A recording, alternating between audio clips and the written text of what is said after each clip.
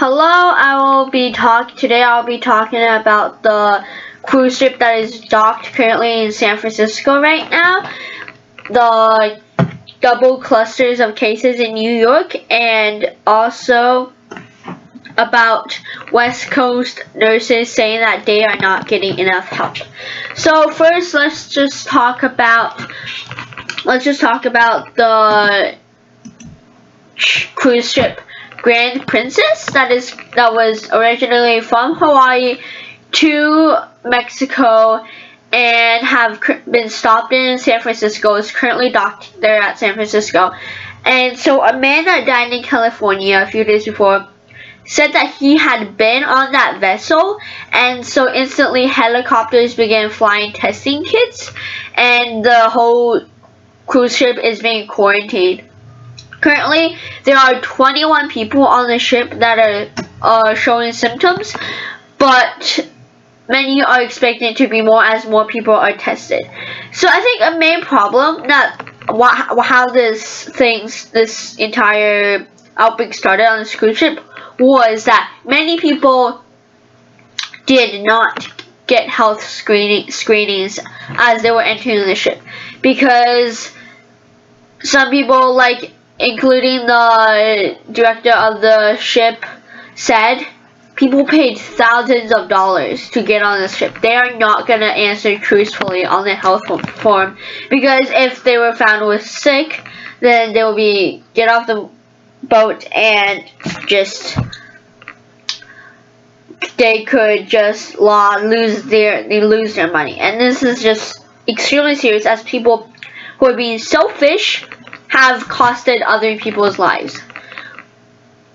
This is also a problem, as we have seen that these cruise ships can spread the virus really quickly, and this cruise ship also happens to be the same company of the Diamond Princess, which was docked in Japan, and hundreds of people were found to be sick.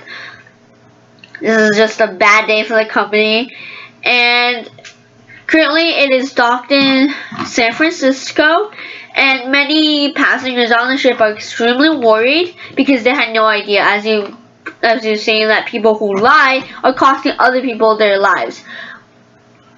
The person who died was about 71, was a man, and another patient was in his 90s with underlying health conditions. And these people, elderly people, like I've said in the past videos, are really prone to the virus and could be killed by this virus very easily. The governor of California has already said that this could just be an understatement of the outbreak in U.S.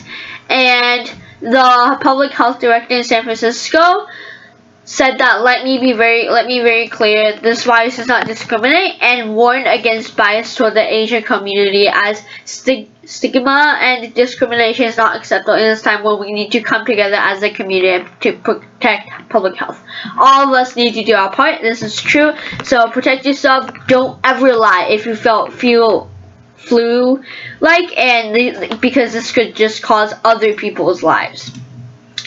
So now let's just talk about the New York cluster. It doubled in a day with 2 new cases in New York City, 8 more in Westchester suburbs, 1 on Long Island, and 1 in Fort Lee, New Jersey.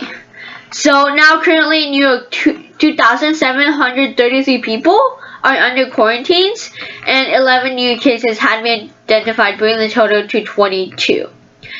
Many are critically ill, and so this just proves that the outbreak in New York will happen as the outbreak in California is happening. And many more could be sick, but it's just simply not showing symptoms because of the 14-day habitation period. There are 2 of them are in the ICU in New York City, and let's just hope that if you're in New York, just stay quarantined. And then, so now let's just talk about the West Coast nurses saying that they are running out of supplies. So what is happening is that West Coast nurses, including nurses in the 2 hard-hit areas of Washington and California, said that they are not getting enough training and equipment to protect themselves. According to Jenny Managabi, a clinical nurse at the UC Davis Medical Center, where 24 nurses were asked to self-quarantine after a patient tested positive, said that if nurses aren't safe, then really our community isn't safe. And this is true because nurses go from patient to patient, and if one is sick, then they're spreading the virus to patients, to the doctors, and simply all around the hospital. Many registered nurses in the 2 states told the unions that they had to beg for N95 masks, and they are often ridiculed by managers when they raise concerns. Now, eight healthcare professionals in the 2 states have tested positive for the coronavirus so far. Another hard thing about nurses is that because of the closing down of schools, many nurses have to stay home with their children, and this could just lead to short-staffed medical facility, which is